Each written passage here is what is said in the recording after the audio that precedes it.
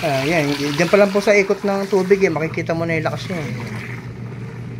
Oh, yung ikot ng ano niya.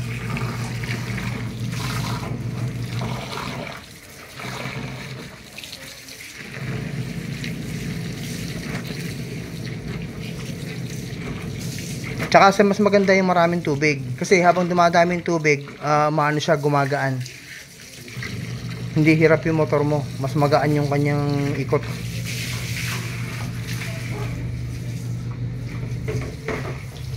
Okay, so okay na. So ito yung sira niya.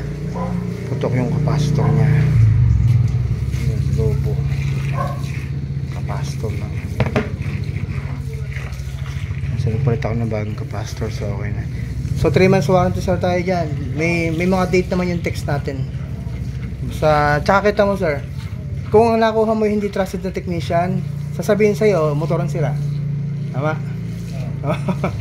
Para mas malaki yung babayaran mo. Ayun, tapos kukunin pa nila yung motor, hindi mo alam na buo pala yung motor mo. Diba?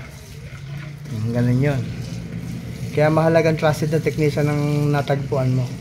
O, di capacitor lang. Hindi na kailangan magdagdag pa ng sira.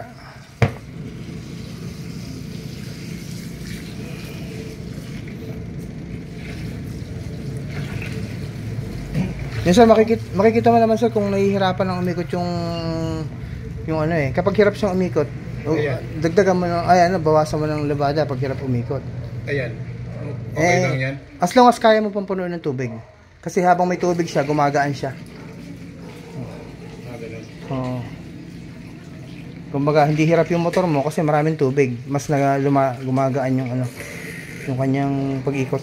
Ganoon. Oo. Parang tayo, nasa tubig tayo, di ba? Gumagaan tayo. Oo. Ayan, yung pag-ikot ng ganyan. Okay naman yan. Kaya nga lang, hindi siya efficient. Kasi mas efficient na paglalaba yung di ba? Oo. Kaya mabagal ang ikot niya kasi ang dami mong labada. Mas maganda kasi yung siya, napapaikot siya ng malakas. Kumisan dinodoble ko na yan eh. Kasi masyadong maraming labada mo kaya hindi na siya makabuelo. Pero as long as napapaikot, kung okay lang naman sa yan, di okay lang. Kaya lang, hindi malinis ang laba kapag ganyan na hindi na masyadong gumagalaw yung labada mo. Babawasan ko? Okay lang sir, kung gusto mo, okay lang sa'yo yan. Kasi dinodoble ko 30 minutes. Tsaka sir ang huwag mo na sir gawin yan dahil may hirapan yung motor mo. Ang gawin mo na lang, gumamit ka ng magandang detergent, ibabad mo siya. Kasi yung pagbababad ng labada sa magandang detergent, nakakatulong na ng pag-alis ng dumi yan eh. Ibabad mo lang siya. Then after ng mga 1 hour, tsaka mo uli i-wash. O di, mas napaluwag na yung mga dumi kapag nababad siya. Okay pa naman yan. Gumagalaw. Hindi lang gumagalaw masyado sa ibabaw kasi nga malaki eh. Pero sa ilalim gumagalaw yan. Nakalutang na lang kasi siya eh, kaya hindi na siya masyadong nakakagalaw eh. Okay naman, malakas naman.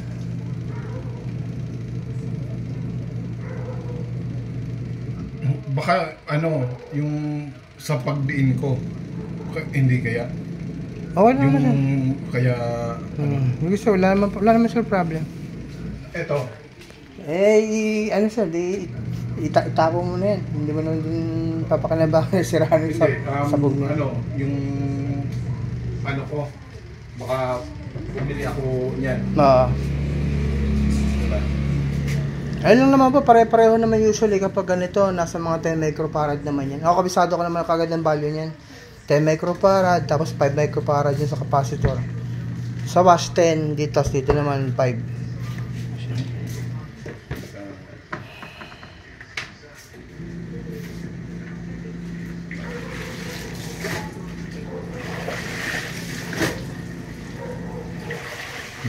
Ito nabawasan mo ng labada, bumilis, di ba? Kasi nga, masyado nang mabigat yung load eh. Ganyan? Oo. Dapat nakakagalaw yung labada mo para na siya, nawawash ng maayos.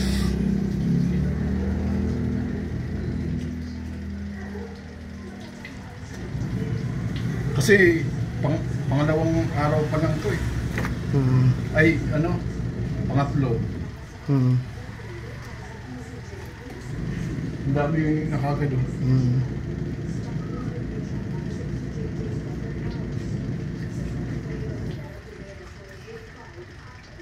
Pero mas maganda sir kapag ano talaga yung automatic. Kasi automatic eh wala kang kapagod talaga.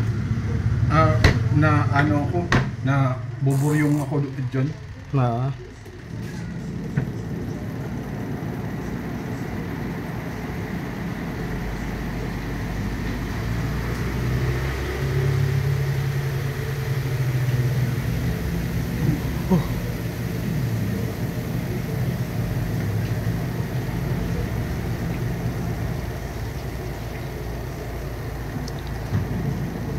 Ilan taon na sir?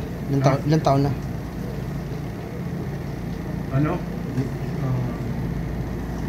2020, mag-4 na taon na. 4 na taon na. Nung July, kasi bakasyon yun eh.